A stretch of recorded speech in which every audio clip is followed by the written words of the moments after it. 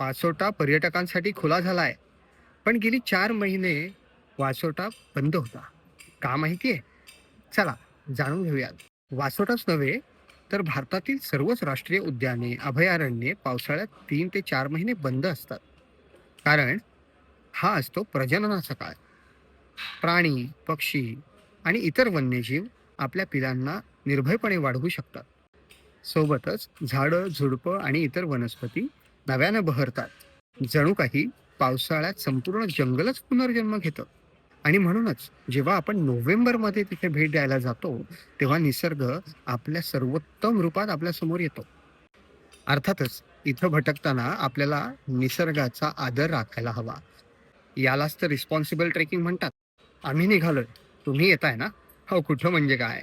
वासोटा आणि कोयन्याच्या सफरेवर या दिलेल्या नंबरवर कॉन्टॅक्ट करा. आणि हो, नोव्हेंबरमध्ये आमचे इतरही काही भन्नाट ट्रेक्स आहेत, ते आमच्या प्रोफाईलवर नक्की पहा.